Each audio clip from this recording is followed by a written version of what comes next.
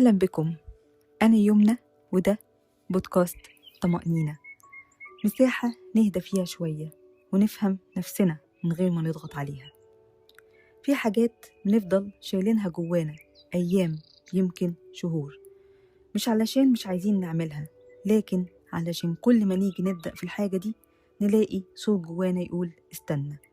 نفتح اللابتوب ونقفله، نمسك الورقة ونسيبها، نقول من بكرة، ويجي بكرة ونقول نفس الجملة. الناس بتسمي ده كسل، لكن الحقيقة ده أعمق من كده بكتير.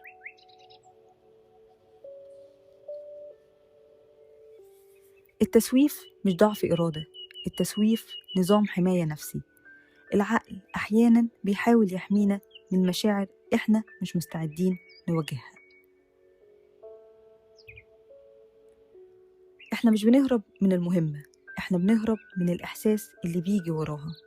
زي مثلا عندك مهمة شغل، الإحساس خوف من الفشل، أو عايز تبدأ خطوة جديدة، الإحساس هو خوف من المسؤولية.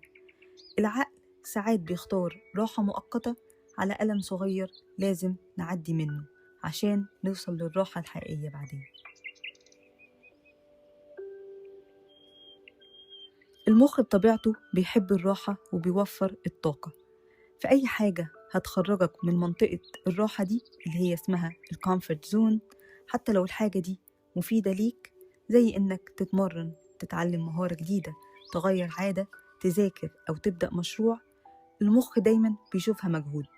المجهود بالنسبة له استهلاك للطاقة، فيبدأ يهمس بهدوء. بعدين، مش دلوقتي، خليها لما تبقى فاضي. مش لأنه ضدك، لكن لأنه مبرمج يحافظ على الطاقة دي. المشكلة إن الراحة اللحظية دي بتجيب ضغط أكبر بعدين، فتفضل معلق بين راحة مؤقتة وضغط مستمر.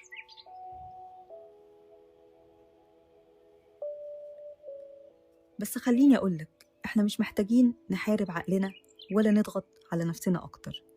إحنا بس محتاجين نشتغل مع طبيعة العقل ده، مش ضدها. لما تفهم أنت ليه بتسوف، تقدر تبدأ بخطوات صغيرة تخلي المخ يحس بالأمان بدل ما يحس بالتهديد، ومن هنا نقدر نتحرك من غير ما نحرق نفسنا.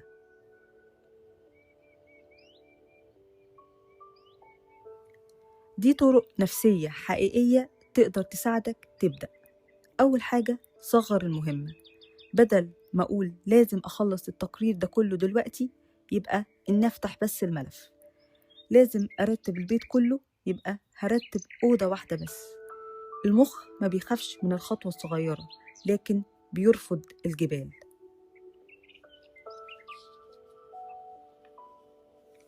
تاني حاجة، افصل بينك وبين شغلك. ما تقولش أنا فاشل عشان ما بدأتش، لكن أنا إنسان حاسس بضغط وعندي مهمة مؤجلة. ده اسمه فصل الهوية عن السلوك، وده بيخفف جلد الذات اللي بيزود التسويف. اسأل نفسك أنا خايف من إيه لو بدأت؟ اكتب الإجابة، لأن الغموض بيكبر الخوف، لكن الوضوح بيصغره. اشتغل بنظام الجرعات النفسية، يعني 25 دقيقة شغل و5 دقايق راحة. ده مش كسل، ده احترام لطبيعة مخك اللي ما يقدرش يفضل في تركيز عالي ساعات طويلة. قاعدة ال5 ثواني، وأنا بشوف إن القاعدة دي كأنها سحر. هي أداة بسيطة لكن فعالة جدا، اتكلمت عنها ميل روبنز في كتابها The 5 Second Rule.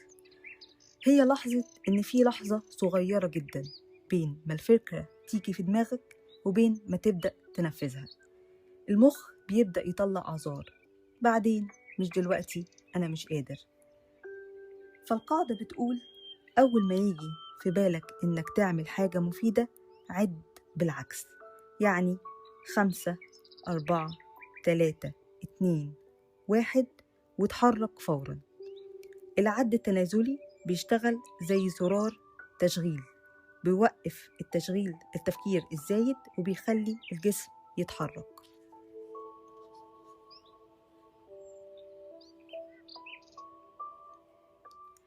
القاعدة مش بتخلص كل المهام، لكن بتكسر أصعب لحظة اللي هي لحظة البداية. أنا جربت القاعدة دي، عشان كده بكلمكم عنها. في حاجة كانت صعبة عليا جدا، إني أصحى بدري وأصلي الفجر. المنبه يرن وأول فكرة بتيجي في بالي لسه بدري، طب 5 دقايق كمان. فكنت بقفل المنبه وأنام وأصحى بعدها حاسة بالذنب، ودي لحد ما قررت أطبق القاعدة دي. أول ما المنبه يرن، من غير ما أسيب لعقلي فرصة يتحكم، أعد 5 4 3 2 1 وأقعد في السرير. مش لازم أبقى نشيطة، مش لازم أبقى فايقة، بس أتحرك. الحركة الصغيرة دي بتكسر أصعب لحظة اللي هي لحظة المقاومة. مع الوقت بقى إني أقوم أسهل بكتير، لأني بطلت أستنى الإحساس المناسب وبقيت ببدأ بخطوة صغيرة.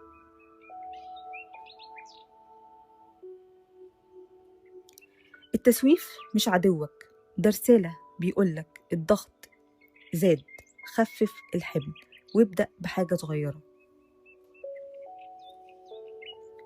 كان معكم طمأنينة، المكان اللي بنتعلم فيه نبدأ بخطوة صغيرة من غير ما نحرق نفسنا. لو الحلقة دي استفدت منها، ارسلها لأي حد ممكن يستفيد منها. إلى أن ألقاكم في الحلقة القادمة، خلي بالك من قلبك.